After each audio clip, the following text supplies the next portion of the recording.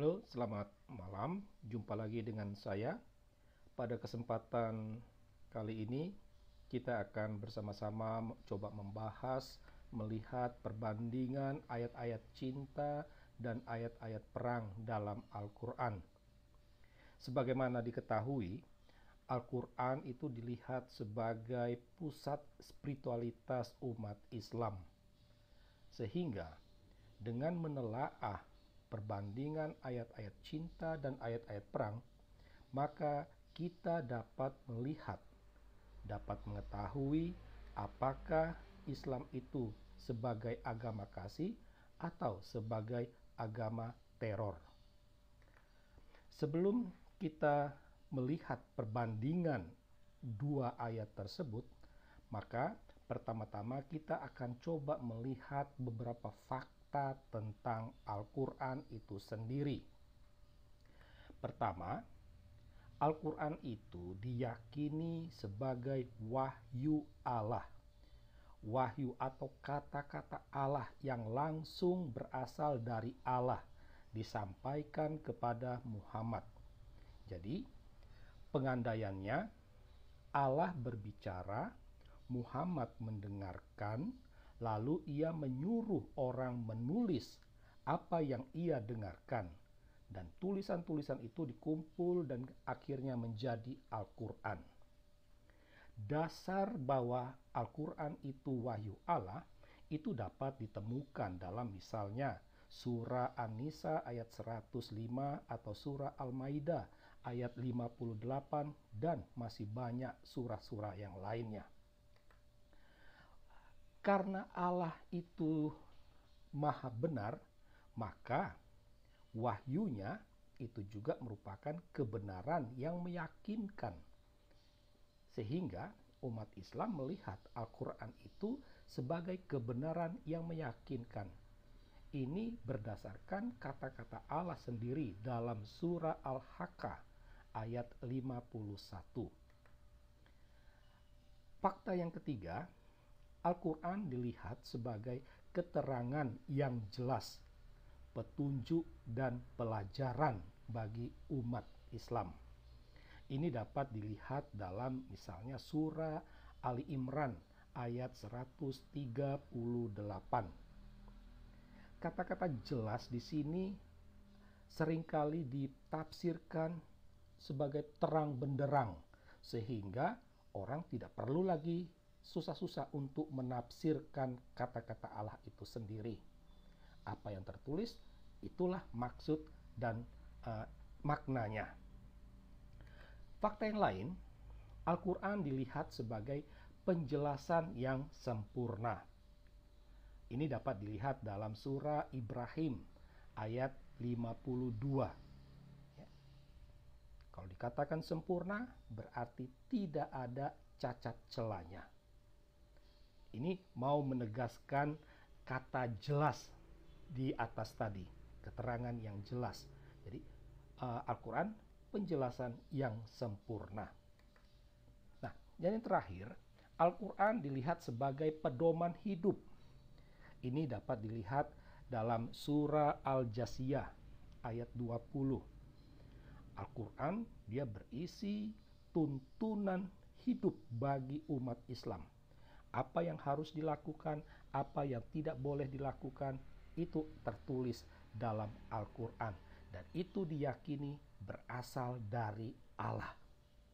Nah, berangkat dari fakta-fakta ini, bila kita kaitkan dengan ayat cinta dan ayat perang, maka bisa kita katakan bahwa ayat-ayat cinta dan juga ayat-ayat perang itu merupakan wahyu atau kata-kata yang berasal dari Allah. Dan itu jelas dan benar sebagai pedoman bagi umat Islam. Nah, sekarang kita akan melihat perbandingan dua ayat tadi dari segi jumlahnya. Ya. Pertama, jadi kita akan melihat ayat cinta dan ayat perang. Yang dimaksud di sini dengan ayat cinta adalah ayat atau wahyu Allah di mana di dalamnya terdapat kata dasar cinta dan kasih. Ya. Jadi dalam ayat tersebut ada kata dasar cinta dan kasih. Tetapi tidak semata pada dua kata dasar ini, melainkan ada juga kata-kata turunannya, tetapi dia masih terkait dengan kata cinta dan kata kasih. Misalnya kata mencintai, dicintai, kekasih, pengasih, ya, kasihan, dan lain sebagainya.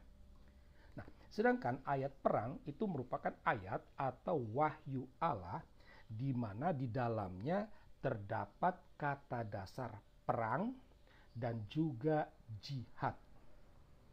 Sama seperti ayat cinta, ayat perang juga tidak hanya fokus pada dua kata dasar ini, tetapi terdapat juga kata turunannya. Misalnya berperang, berjihad, memerangi, diperangi, dan lain sebagainya. Nah, kalau kita membuka Al-Quran, membaca, mencari dengan dua kata kunci tadi, ya, maka kita akan menemukan perbandingan jumlahnya antara ayat cinta dan ayat perang. Nah, dari segi jumlah surah, ayat-ayat cinta itu terdapat dalam 49 surah. Sedangkan ayat perang terdapat dalam 24 surah. Jumlah ayatnya, ayat cinta ada 120, sedangkan ayat perang 124 ayat. Tampilan kata ini, ayat cinta sebanyak 131, sedangkan ayat perang banyaknya 174. Jadi, bisa dikatakan bahwa ayat cinta dia hanya unggul dalam jumlah surah. Soal jumlah ayat dan tampilan kata, justru ayat perang jauh lebih banyak. Nah, ini fakta yang harus diperhatikan. Sekarang kita akan melihat perbandingan dua ayat ini dalam konteks waktu.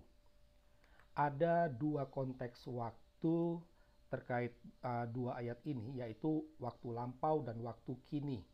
Waktu lampau itu artinya ayat cinta, ayat perang yang terjadi sebelum masa Muhammad. Sedangkan konteks waktu kini itu pada masa Muhammad. Kalau kita mau melihat ayat-ayat cinta dalam Al-Quran atau ayat-ayat perang, itu dapat dibaca pada blog kami, ya. Misalnya inilah ayat-ayat perang dalam Al-Quran atau inilah ayat-ayat perang dalam Al-Quran, ya. Silakan baca di sana. Di situ akan ditampilkan ayat-ayat Al-Quran yang berisi tentang cinta dan juga perang. Nah, kalau kita memperhatikan konteks waktunya, maka akan tergambarkan perbandingannya kurang lebih seperti ini, ya. Nah, jadi tampak jelas bahwa ayat perang itu sedikit pada masa lampau, ya. Penggunaan ayat perang sedikit pada masa lampau, yaitu hanya 5 ayat, berbeda dengan ayat cinta 19. Sedangkan waktu konteksnya, konteks kini pada masa Muhammad, ayat perang itu justru lebih banyak daripada ayat cinta, 119 berbanding dengan 101. Sekarang kita akan melihat perbandingan dua ayat ini dengan nada perintah. Nah, perintah itu bisa menjadi suatu ajaran, ya, karena ketika Allah memberikan perintah kepada umatnya, berarti apa yang diperintahkan itu menjadi kewajiban bagi umat Islam, menjadi ajaran. Nah, tentang perintah ini ada dua hal yang perlu disadari. Yang pertama, bahwa Nada perintah itu merupakan ajakan untuk melakukan atau juga tidak melakukan. Nah, nada perintah ini itu berarti harus dilakukan, menjadi suatu kewajiban. Nah, kalau kita melihat nada perintah pada dua ayat ini, maka terlihat perbandingannya cukup besar. Ayat cinta dia hanya 5 ayat, sedangkan ayat perang berisi 21 ayat. Cukup jauh perbedaannya.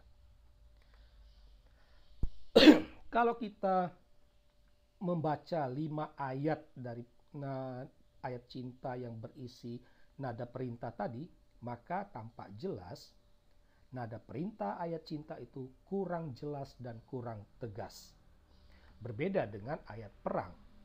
Nada perintah ayat perang jelas dan tegas.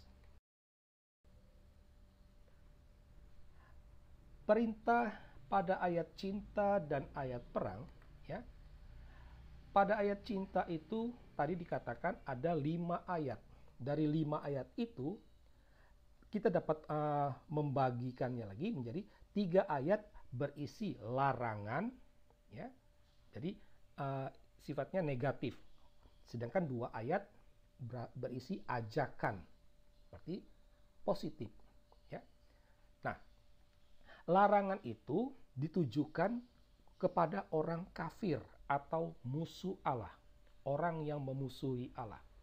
Jadi wahyunya itu bunyinya kurang lebih supaya umat Islam jangan menaruh kasih sayang kepada orang kafir, jangan mengasihi musuh-musuh Allah.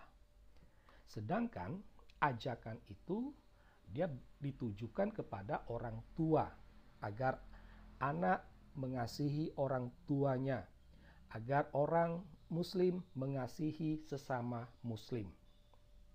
Di sini tampak jelas bahwa tidak ada perintah untuk mengasihi orang kafir. Ya, tidak ada.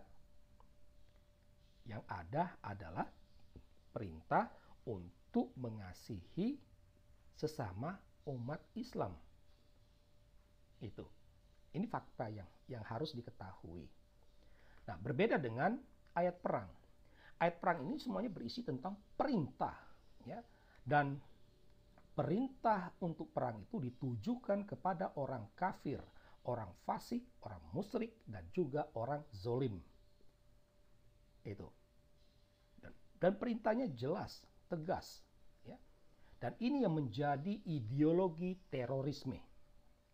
Ya, selain ayat-ayat surga, itu juga menjadi ideologi terorisme.